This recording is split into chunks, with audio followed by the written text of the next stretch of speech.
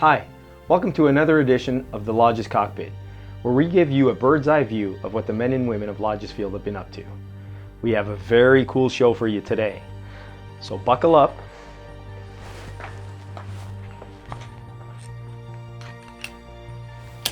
and get ready to go stealth.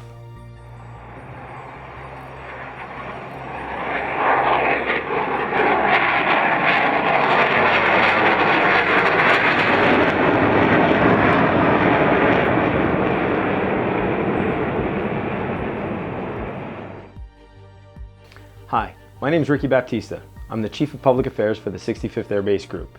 In the studio today, we have Lt Col Christopher Conant. He is the 393rd Bomb Squadron Commander. Colonel, welcome to the show and thank you for taking time to come and join us. You're welcome. It's good to be back. Awesome, yeah, so this is not your first time at Lajes, you've been here before? Yes, I was here last year for the BTF about exactly a year ago. About a year ago? Mm-hmm. So the BTF, the Bomber Task Force for Europe, that's what we're going to talk about today. And if you've had a chance to see Lajes Field, you'll see a couple of the B-2s out on our flight line. Mm-hmm. So you're, the 393rd is part of the Air Force Global Strike Command. Can you tell us a little bit about AFGSC and how kind of it incorporates into the national defense strategy for the United States government? Yeah, sure. So Air Force Global Strike Command, the mission's in the name. It's rapid global strike. So strategic deterrence, global strike, combat support, anytime, anywhere is essentially the mission statement. And what that, I guess, means, practically speaking, is we're ready to go. 24/7, 365, the show doesn't stop. It didn't stop with COVID, it's not going to stop in the future. And how we support the national defense strategy really is two ways, I guess. So first and foremost, the foundation or the bedrock is our nuclear deterrence. And so Global Strike Command has actually 2/3 of the preponderance of the nuclear forces that our country has. And so that is our first and foremost #1 mission. We're always ready to go there. We've got the International Continental Ballistic Missiles, ICBMs, and of course bombers, B-52s, B-2s, and then the B-1s are the conventional bomber as well, but they're part of the whole strategic deterrence picture. And so yeah, that's really the primary way we support the national defense strategy. And then also the defense strategy talks a lot about what they call dynamic force employment, meaning that we want to pop up different places in the world, kind of achieve operational surprise, it's called. And so that kind of is how it ties into these Bomber Task Force missions, where if you were watching the news from the Global Strike Command perspective, you're to see bombers doing things all over the place. We've got B-1s in Europe with us right now out of Norway that we've integrated with, as one example. And so there's a lot of really important ways that Global Strike supports the defense strategy in that way. That's a great way of tying into my second question here, which was, what's the significance of the BTF here in Europe, and specifically Lajes Field, and how you feel about your mission here? And did we meet your expectations? Were you happy to see the green lands and the cows out on Lajes Field? But an opportunity it's great for folks here at Lajes Field to be proud of this mission. It's not every day that we get to see these type of aircraft, which are very significant. Just the visual aspect of the B-2 is imposing, and knowing that it supports these missions that you talked about, the nuclear aspect of it, and understanding the deterrence that it provides for the U.S. government. So it's an honor for us to be able to receive these. Thank you very much for coming. But if you can talk a little bit about how Lajes kind of fell into that role. Yeah. So just a reminder to listeners too that the strategic deterrence we provide is not just for the U.S. government.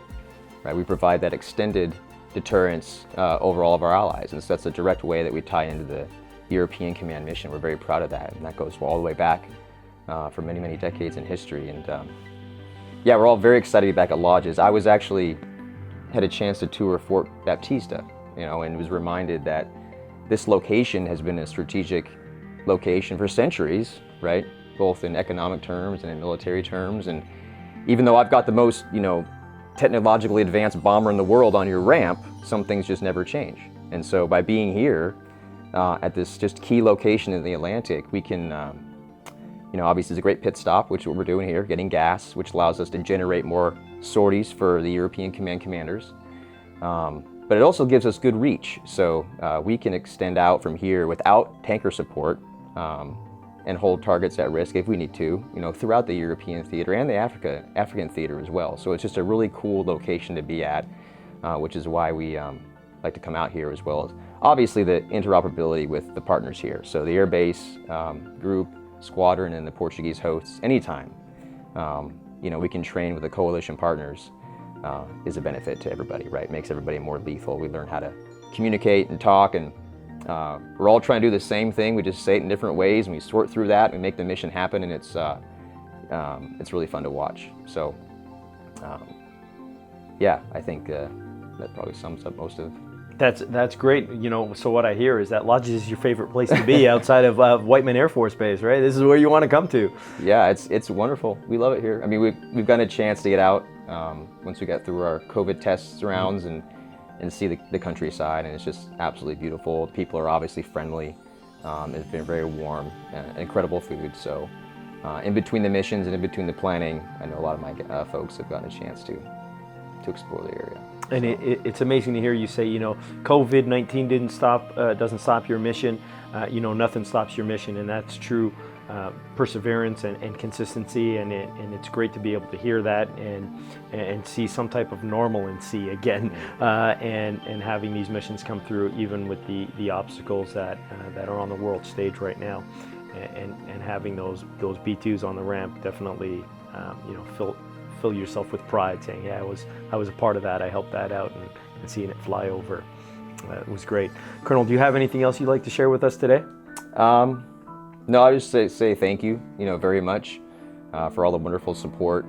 I know it has been challenging, like you said, with COVID, and it's literally the year anniversary of when we had people here when COVID was first kicking off, and so it's been cool to see everybody problem solve their way through this, together as a team. We didn't shut down as global strike assets, like you said, and one of the things I kind of come to realize is that in some ways COVID has actually made us a lot better.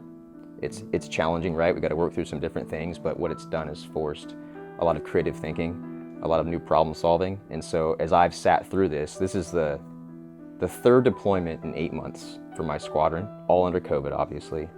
I'm just really proud of the whole team for pulling that off, right? And I think throughout that process, we've actually gotten better, right? We've gotten more efficient, different ways to communicate, different ways to do operations despite a pandemic. And so, not that we enjoy operating under COVID, but it is a blessing in disguise in some ways. And so that extended completely all the way here with the team at Lajes, and it's been, of the 3 deployments, I would say probably the most smooth it's been in terms of COVID constraints that we've had to deal with. So it's been wonderful. So I just want to say thank you for all of that. Well, thank you very much. COVID has definitely helped us be innovative in how we get the mission done. Yep. Well, thank you for joining us, Colonel. Thank you for taking time out of your mission planning to come and talk to us a little bit about the BTF. Happy to do it. Well, that's our flight for today. Hopefully you enjoyed it and you got to see some interesting information concerning the latest and greatest B-2 aircraft at Lajes Field. Thank you for joining us, and we'll see you on your next flight. Thank you.